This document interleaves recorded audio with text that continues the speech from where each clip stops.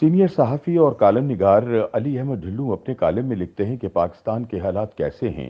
ये वो सवाल है कि जब आप बैरून मुल्क सफ़र पर हों तो आपसे हर पाकिस्तानी यही पूछ रहा होता है। मसलन अभी मैं हफ्ते को अमेरिका से वापस पाकिस्तान आने के लिए न्यूयॉर्क एयरपोर्ट के लिए एक दोस्त के साथ रवाना हुआ, तो रास्ते में उस दोस्त ने भी तकल्लुफ़ाना अंदाज में पूछ लिया कि खान साहब के जाने के बाद अब पाकिस्तान के हालात कैसे हैं। मैंने बरजस्ता जवाब दिया, यार बाकी हालात का तो पता नहीं, मगर एक खबर मैं आपको सुनाता हूँ, फिर अंदाज़ा आप खुद लगा लें कि हालात कैसे हैं। दोस्त मेरी तरफ खबर का इंतज़ार करने लगा। मैंने गहरी सांस ली और बताया कि शहबाज शरीफ आजकल तुर्की के दौरे पर हैं, यानी गुज़िश्ता हफ्ते 3 रोज़ा दौरे पर थे वो। दोस्त ने यही बात को टोक कर कहा, ये तो अच्छी बात है। मैंने कहा कि हुजूर आगे सुनिए।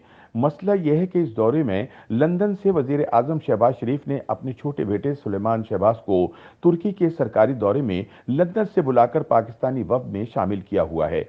ना सिर्फ वफ्द में शामिल किया है, बल्कि तुर्क सदर रजब तैयब अर्दगुआन की तरफ से पाकिस्तानी वफ्द को दिए गए इशाइया में मरकजी टेबल पर अपने और तुर्क सदर के साथ बिठाया। एतराज ये नहीं कि वजीर आजम अपने बेटे को दौरे पर हमरा क्यों ले गए और क्यों मरकजी टेबल पर साथ बिठाया। एतराज इस बात पर है कि सुलेमान शहबाज पाकिस्तानी अदालतों की तरफ से मफरूर करार दिए जा चुके हैं। वो अरबों रुपए की मुबैना मनी लॉन्ड्रिंग के केस में यहां मतलूब हैं। एक मफरूर जो कि रियासत को मतलूब है, जो अगर पाकिस्तान की सरजमीन में दाखिल होता है तो कानून के मुताबिक गिरफ्तार किया जाएगा। उसे बैरून मुल्क के सरकारी दौरे पर वजीर आजम ने अपने वफ्द में शामिल कर लिया और इतनी हिम्मत भी दी कि तुर्क सदर के साथ बिठा दिया। ये खबर सुनकर दोस्त का मुंह खुला का खुला रह गया और वो खामोश हो गया। फिर अचानक बोला कि आपका मतलब ये है कि वो जाती कारोबार।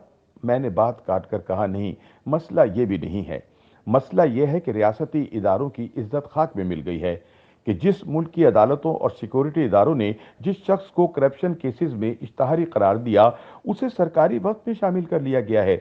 यानी ये एहसास ही है जिसे रियासत पाकिस्तान का मजाक उड़ाया जा रहा हो। हालांकि इसके बरक्स वैसे तो बहैसियत वजीर आजम शहबाज शरीफ साहब की ये जिम्मेदारी बनती है कि कानून और अदालत से भागे हुए हर शख्स को अदालत के सामने पेश करने के लिए इकदाम उठाएं। वजह ये कि किसी मफरूर को सरकारी वफ्द में शामिल करके अपने ही मुल्क का मजाक उड़ाएं। खैर, इतने में एयरपोर्ट आ गया और हम जल्दी से फ्लाइट के लिए प्रोसीजर में लग गए। मगर मेरी इस खबर के बाद दोस्त को पूरी तरह अंदाजा हो गया कि मुल्क के हालात कैसे हैं और किस तरह इसे चलाया जा रहा है। बहरहाल हमारा आज का मौजू ये नहीं बल्कि तहरीक इंसाफ के इस्तीफों पर था। ये वाकया तो वैसे ही याद आ गया, सोचा आपके गोश गुजार करूं। लिहाजा खबरें आ रही हैं कि तहरीक इंसाफ इस्तीफों के मामले पर धड़ों में तकसीम हो गई है। पाकिस्तान तहरीक इंसाफ के चेयरमैन इमरान खान फिल वक्त इंतहाई सख्ती से इस मौकफ पर कायम है कि इनकी जमात के कौमी असम्बली में वापसी के इम्कानात नहीं हैं, लेकिन फिर भी सियासी हलकों में इस सवाल की बाज़गश सुनाई जा सकती है कि आया वो कौमी असम्बली में वापस चले जाएंगे। आगे चलने से पहले 1985 के इलेक्शन पर रोशनी डालता चलूं, उस वक्त बाइकाट करने का पछतावा मोहतरमा बेनजीर भुट्टो को सारी उम्र रहा, क्योंकि कारोबारी माफिया को सियासतदानों की जगह लेने का सुनहरी मौका मैसर आया। हुआ कुछ यूं कि उस वक्त मोहतरमा बेनजीर भुट्टो जिलावतनी की जिंदगी गुजार रही थी और पीपल्स पार्टी की कमान गुलाम मुस्तफा जतोई के हाथ में थी, जबकि एमआरडी को उस वक्त ख्वाजा खैरुद्दीन, मलक कासिम और नवाबजादा नसरुल्लाह खान मरहूमीन के अलावा यक रुकनी जमातों ने 1985 के इंतखाबात के बाइकाट की राह पर लगाया, जो इंतखाबी अमल में शरीक होकर अपने लिए कौमी या सूबाई असम्बली की एक निशस्त भी हासिल करने का तसव्वुर नहीं कर सकती थी। शुनीद यही है कि मोहतरमा बेनजीर भुट्टो इंतखाबात के बाइकाट से मुतालिक एमआरडी के इस फैसले पर कुछ मुसाती रहीं, मगर वो इस फैसले की पाबंद थी। नतीजा क्या हुआ? ये मकबूल अवामी जमात इंतखाबी अमल से बाहर निकली तो इसका पैदा करदा खला बालिश्तियों ने पुर कर लिया और फिर पीपल्स पार्टी को 1988 के इंतखाबात में अपनी जगह बनाने के लिए बहुत मुशक्कत करना पड़ी, वो भी खुद को एमआरडी से बाहर निकालकर, वरना 1988 के इंतखाबात के मौके पर भी फैसलों का इख्तियार एमआरडी की यक रुकनी जमातों के पास होता तो पीपल्स पार्टी इन इंतखाबात से भी बाहर निकल चुकी होती। पीपल्स पार्टी ने 1995 वाली हिमाकत से ये सबक जरूर सीखा, फिर वो कभी इंतखाबात के बाइकाट की राह पर नहीं आई। इसीलिए तो वो चौथी बार भी इख्तिदार का जीना चढ़ने में कामयाब हुई। लिहाजा तहरीक इंसाफ को भी इस वक्त तारीख से सबक सीखने की जरूरत है اور عمران خان صاحب کو چاہیے کہ وہ حکومت کو خالی میدان نہ دیں، ورنہ انہیں اگلے الیکشن میں خاصی مشکلات کا سامنا کرنا پڑ سکتا ہے۔ اور پھر اگر تحریک انصاف اسمبلیوں میں نہیں آتی تو اپوزیشن لیڈر راجہ ریاض ہوگا، مطلب وہ پہلے ہی پی ٹی آئی مخالف اسکول آف تھاٹ کے ایم این اے ہیں، لہٰذا پھر کیا ہوگا؟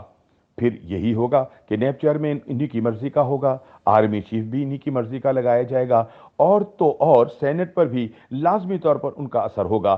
لہٰذا ابھی کچھ نہیں بگڑا، اس لیے قائد تحریک انصاف فوری فیصلہ کریں اور جماعت کو اس ابہامی کیفیت سے نکالیں، کیونکہ ابھی تک پارٹی کے 135 ایم این ایز کو علم ہی نہیں ہے کہ ان کے ساتھ مستقبل میں کیا ہونے والا ہے، اور ویسے بھی آئین کے تحت استعفے قبول ہی نہیں ہوئے، کیونکہ آئین کے آرٹیکل 64 اور قومی اسمبلی کے قواعد و ضوابط کے رولز 43 جو کہ سابق چیف جسٹس افتخار محمد چودھری اور جسٹس ریٹائر آصف سعید کھوسہ کے فیصلے کی روشنی میں استعفے کا مکمل طریقہ کار وضع کرتا ہے، میں بتایا گیا ہے کہ آئین کے آرٹیکل 64 کے تحت کوئی رکن اپنی دستخط شدہ تحریر کے ذریعے استعفیٰ دے سکتا ہے، جس کے بعد اسپیکر متعلقہ رکن سے رازداری میں معلوم کرے گا کہ استعفے رضاکارانہ ہیں، کسی دباؤ کا نتیجہ تو نہیں، جبکہ اس سوال پر کہ استعفے حقیقی یا پارٹی دباؤ یا کسی اور وجہ سے ہے، اسپیکر استعفے کے حقائق جاننے کے لیے کسی بھی حساس ادارے کا تعاون حاصل کر سکتا ہے، اور خفیہ ایجنسی کی رپورٹ آنے کے بعد ہی اسپیکر استعفے کے سوال پر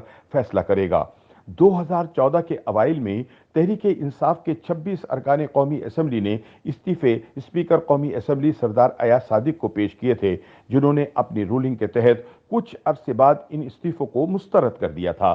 اسی طرح 2015 اور 2016 میں متحدہ قومی موومنٹ کے ارکان قومی اسمبلی، صوبائی اسمبلی اور سینٹ نے استعفیٰ دے دیے تھے، جنہیں اسپیکر قومی اسمبلی اور چیئرمین سینٹ نے اسمبلی کے قواعد اور ضوابط کے تحت مسترد کر دیا تھا۔ انفرادی طور پر استعفیٰ جاوید ہاشمی کا ہی منظور کیا گیا تھا۔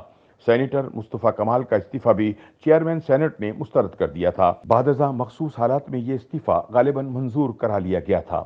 لہٰذا ابھی حالیہ استعفوں کے حوالے سے کچھ نہیں بگڑا۔ اس میں کوئی دو رائے نہیں کہ پارٹی کے اندر استعفوں کے معاملے میں تقسیم پائی جاتی ہے، اور اس پہلو میں بھی انکار ممکن نہیں کہ پی ٹی آئی نے اپوزیشن بینچوں پر نہ بیٹھ کر سارا میدان خالی چھوڑ دیا ہے، جس کا نتیجہ یہ نکلا کہ اندر سے حکومت کوئی دباؤ محسوس نہیں کر رہی۔